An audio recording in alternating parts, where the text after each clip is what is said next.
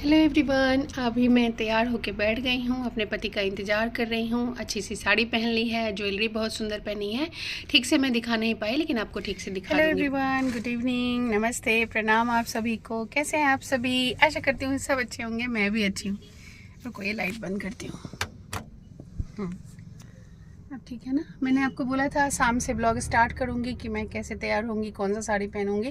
मैं नहीं कर पाई क्योंकि बहुत उधेर बुन में थे हम लोग, जाएंगे कि नहीं जाएंगे, जाने से भी कितने बजे जाएंगे, ऐसा कुछ था। क्योंकि ये ऑफिस से आए नहीं थे और बच्चों का कोचिंग भी था। तो बेटा तो नहीं आया है, लेकिन बेटी आई है साथ में। आपको वहाँ होटल जाके बताऊँगी। अभी मैं गाड़ी में हूँ, ये कुछ लेने गए हैं बाहर। तो बस जस्ट ब्लॉग की स्टार्टिंग मैंने कर दी है। आगे ताज में है। मेरा भी बहुत मन है कि ताज में, बहुत साल पहले मैं गई हुई थी, ऐसे ही ऑफिस का ही कोई कुछ पार्टी था, लेकिन मुझे याद नहीं है। तो अभी जा रही हूँ, आप लोगों को भी दिखाऊंगी जितना हो सकेगा। ठीक है, तो चलिए बने रहिए ब्लॉग में। और ब्लॉग अच्छी लगे, सच्ची लगे तो लाइक सब्सक्राइब भी कर दिया कीजिए।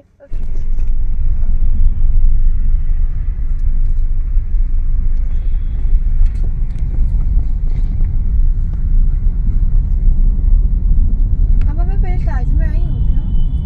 छोटी में आई थी। इसका एंट्री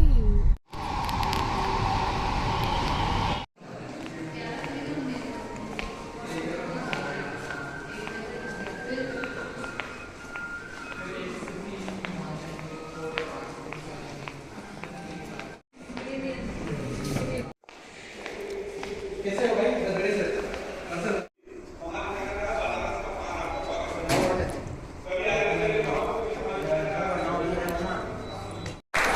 हमने कहा घोड़े के साथ, बोले शर्म नहीं आती, भागे और किसी लड़की के साथ भाग जाते।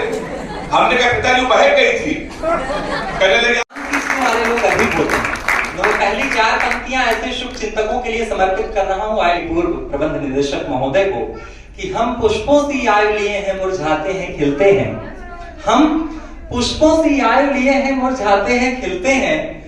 आशाओं के चिथड़े करते हैं, उनको फिर सिलते हैं। और सबके अंदर बसते हैं श्री राम भक्त हनुमान, मगर सागर पार करे वो जिसको जामुन जी मिलते हैं। आपके हिस्से एक भी जामुन आ जाए तो इतिहास में आप हनुमान जैसे अमर हो जाते हैं। ऐसे लोग लेकिन बहुत कम होते हैं संस्थानों में। टांग खींचने वाले लोग अधिक होते हैं। हमारे क्षेत्र की भी समस्या है, सबके क्षेत्र की समस्या है। मैं एक विसंगतियों का गीत आपके बीच पढ़कर अपना स्थान लेता हूँ। गीत सुनिएगा। किस तरह पेड़ फूले फले, किस तरह पेड़ फूले फले, जब जड़ें डालियों से जले। ये जड़ की जिम्मेदारी है कि खाद पानी जो कुछ दिया जाए वो पत्तों तक, तनों तक पहुंचाए। अगर जड़ ही ईर्ष्या करेगा, जलेगा, तो पेड़ का विकास कभी संभव नहीं है, संस्थान का विकास संभव नहीं है। मैं गीत पढ़ रहा हूं। किस तरह पेड़ फूले फले, जब जड़ें डालियों से जले। किस तरह पेड़ फूले फले, जब जड़ें डालियों से जले।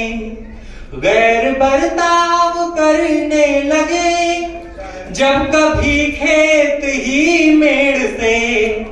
घाव आखिर भरे किस तरह, रोज मरहम जिसे छेड़ दे। कामयाबी विजय हौसले, कामयाबी विजय हौसले, यदि हितैषी दिलों को खले। किस तरह पे की बहस अभी रशिया और आपको देखिए, अभी पिछले साल ऑपरेशन सिंदूर सफलतापूर्वक संपन्न हुआ। मैं चाहता हूं एक बार ऑपरेशन सिंदूर के लिए जोरदार तालियां।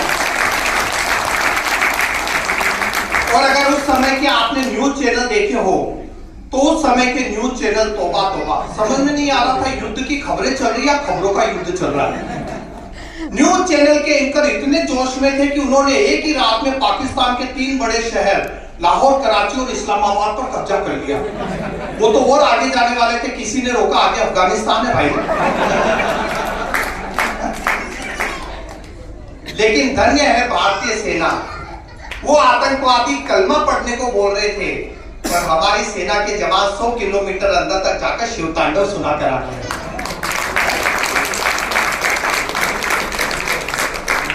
अच्छा, इस युद्ध में भारत ने पाकिस्तान का एयर डिफेंस सिस्टम तबाह कर दिया था, अगर आपको याद हो तो। वो एयर डिफेंस सिस्टम जो उसने चाइना से खरीदा था। बताइए, पाकिस्तान ने चीन जैसे लाला पर भरोसा किया जिसने एयर डिफेंस सिस्टम के नाम पे छतरी पकड़ा दी। पाकिस्तान ने चीन से जो एयर सिस्टम खरीदा उसमें एयर की सिस्टम था ही नहीं, जैसे 10 रुपए के चिप्स के पैकेट में 7 रुपए की हवा होती है।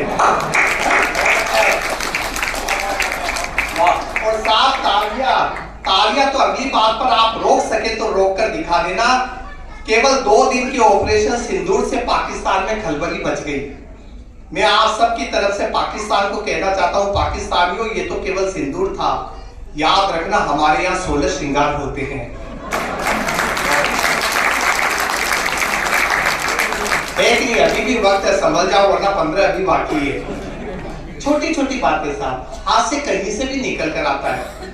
वो 2 साल से रशिया और यूक्रेन का युद्ध चल रहा है ना। मैं आपको एक अंदर की बात बताना चाहता हूँ, रशिया का यूक्रेन पर हमला करने का इरादा बिल्कुल नहीं था, लेकिन भारतीय चैनलों ने इतना प्रेशर डाला कि अपनी इज्जत बचाने के लिए पुतिन को यूक्रेन पर हमला करना पड़ा। बहुत अच्छा। हालत ये हो गई थी कि अगर पुतिन यूक्रेन पर हमला नहीं करता तो रजत शर्मा और सुधीर चौधरी जाकर कर देते।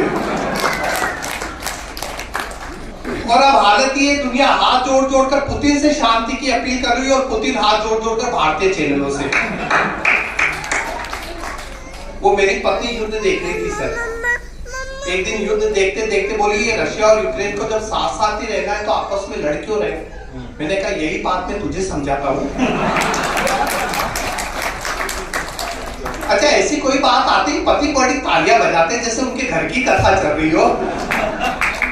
बड़ी बारीक बात ध्यान से सुनना, आपको आनंद आएगा, क्योंकि मैं ये मान के चल रहा हूँ कि सब शादीशुदा है। सर, पति पत्नी के झगड़े में पत्नी कभी गलती से कुछ उल्टा सीधा बोल देती है ना, भारतीय पत्नियां कभी गलती से कुछ उल्टा सीधा बोल देती है तो कहीं ना कहीं उसे सच साबित कर ही देती है। मैं बताता हूँ, एक बार मेरे साथ एक घटना घटी। एक बार मेरी पत्नी के साथ मुझे कहीं जाना था। उसने एक ऑटो वाले को रोककर कहा, सिल्वर पार्क का क्या लोगे? ऑटो वाले ने कहा 250 रुपए। वो बोली, ये मेरे पति हैं, अगर ये भी साथ चले तो? ऑटो वाले ने कहा तब भी 250 रुपए। तुरंत मेरी तरफ देखकर बोली, मैंने कहा था ना 2 कौड़ी की वैल्यू नहीं है तुम्हारी।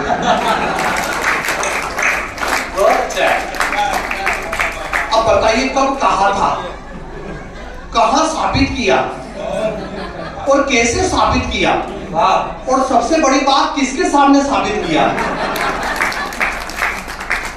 बहुत अच्छा।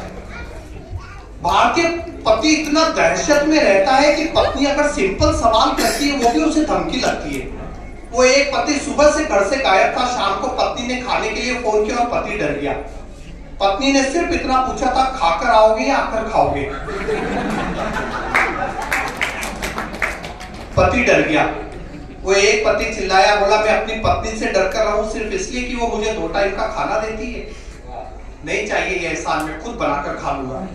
ये कहकर किचन में गया, कटोरी में रखी हरी चटनी ली, ब्रेड पर लगाकर खाया और सो गया। शाम को पत्नी बोली, वो किचन में मेहंदी भिगोकर रखी थी।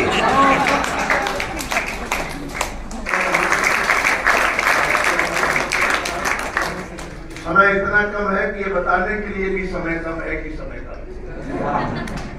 भोजन और भजन के बीच में कैमरे वाले आ जाते हैं, इनका भी अपना काम है। बेचारे छोटे छोटे बच्चे थक के बैठ गए कि अब हमसे भी ये वो भोजन की जुगाड़ में से कि कुछ तो खाने को मिलेगा, बच्चों को कोई आज पूछ देगा। लेकिन चलिए, बहुत मन से सबने पढ़ाए, बात सबके लिए तालियां जरूर बजा दीजिए।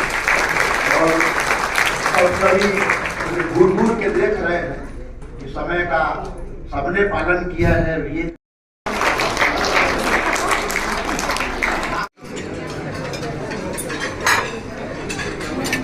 खाना तो मुझे कुछ खास नहीं लगा, लेकिन ये जो डेजर्ट था ना, आइसक्रीम विद ब्राउनी, ये मेरा बहुत फेवरेट है। इसको खा के मज़ा आ गया, मेरा पेट भी भरा। गुलाब जामुन भी ली थी मैं 2, लेकिन खा नहीं पाई।